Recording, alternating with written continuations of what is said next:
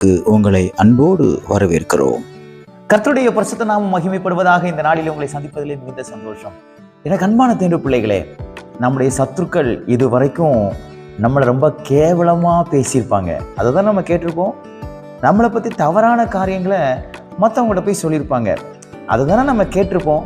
ஆனால் இன்னைக்கு கர்த்தர் உங்கள் கூட ஒரு வித்தியாசமான ஒரு காரியத்தை பேசுகிறார். வாசிக்கலாம்.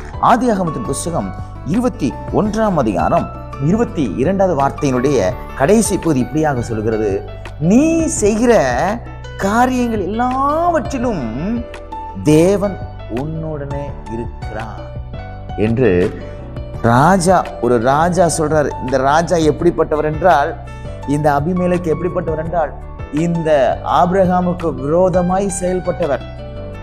ஆபிரகாமுடைய காரியங்கள் எல்லாம் இவன் ஒன்றுமில்லாமல் மாற்ற வேண்டும் என்று சொல்லி தேசத்தை விட்டு துரத்தணும்னு நினைச்ச அபிமெலேக்குடைய வாயிலிருந்து கர்த்தர் இந்த வார்த்தையை கொடுக்கிறார். எப்பா, நான் இதுவரைக்கும் நினைச்சுக்கிட்டு இருந்தேன் நீ சாதாரணமான ஆள் நினைச்சேன். நீ செய்யற காரியத்தை எல்லாம் நான் தடை பண்ணணும்னு நினைச்சேன். ஆனா இன்னைக்கு எனக்கு ஒரு பயம் வந்திருக்குது. என்ன பயம் தெரியுமா? உன் கூட கர்த்தர் இருக்கிறாரு.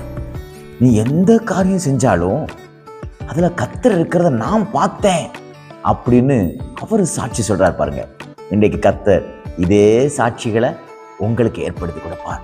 சத்துருக்கள் உங்களை எள்ளி நகையாடுறாங்களா? உங்களுக்கு விரோதமான பொய் சாட்சிகளை சொல்லி சொல்லி உங்க பேரை கெடுக்கணும், உங்களுடைய ஆசீர்வாதங்களை கெடுக்கணும், உங்க வருமானத்தை கெடுக்கணும்னு சொல்லி முயற்சி செய்து கொண்டிருக்கிறாங்களா?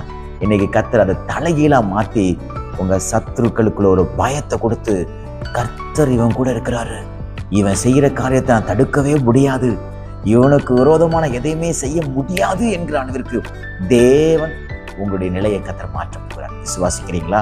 ஆபிரகாமுக்கு தேவன் எப்படி செய்தாரோ அதே போல உங்களுக்கும் செய்வார்.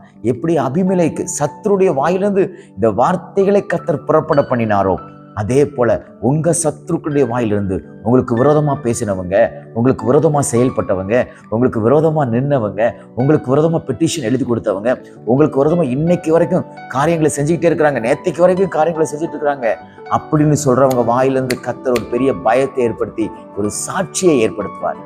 விசுவாசிங்க, ஆபிரகாமோடு கூட இருந்த தேவன் உங்க கூட இருக்கிறார். உங்களோடு இருக்கிற தேவன் உங்களுக்கு அற்புதங்களை செய்ய ஒரு போதுமானவராக இருக்கிறார். இந்த நாள் முழுவதும் கர்த்தர் உங்க கூட இருக்கிறதையும் கர்த்தர் உங்களோடு இருந்து செய்யற காரியத்தையும் நீங்களும் பார்ப்பீர்கள், சத்துருக்களும் பார்க்க வைத்து உங்களை கர்த்தர் மன மகிழ்ச்சினால நிரப்புவார். விசுவாசத்தோட நாள்ல எல்லா காரியங்களையும் செய்யுங்கள்.